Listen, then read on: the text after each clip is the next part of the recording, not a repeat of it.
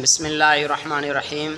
अज जी हदीस क़ाल रसूलुल्लाह सल्लल्लाहु अलैहि वसल्लम लौ अन्नकुम ततवक्कलूना अलल्लाहि हक़्क़ तवक्कुलिही यरज़ुक़ुकुम कमा यरज़ुक़ुत-तैर तग़दू खिसामन व तरूहु बिताना औ कमा क़ाल अलैहिस्सलातु वस्सलाम।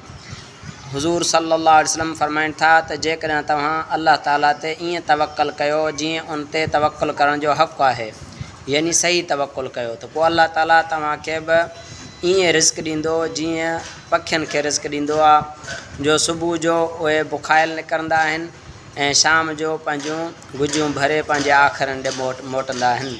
त अल्लाह ताला असांखे पंहिंजे ज़ात जे मथां सही तवक्कुल करण जे लाइ तौफ़ीक़ अता फ़रमाए। तवक्कुल जो इहो मतिलबु बिल्कुलु न आहे त असबाब छॾे ॾिजनि, बल्कि रोज़गार जा जेके बि असबाब आहिनि उन्हनि खे इस्तेमालु कजे, उन्हनि खे इस्तेमालु असबाब इख़्तियार करे पोइ उन्हनि खे मुयसरु बणाइण जे लाइ अल्लाह ताला खां दुआऊं कजनि, त अल्लाह ताला खां घुरी घुरी रिस्क हासिलु कजे त इंशाअल्लाह अल्लाह ताला उन रिस्क में बरकत अता फ़रमाईंदो आहे। त अल्लाह ताला असांखे सही पंहिंजे ज़ात आली जे मथां तवक्कुल करण जे लाइ तौफ़ीक़ अता फ़रमाए।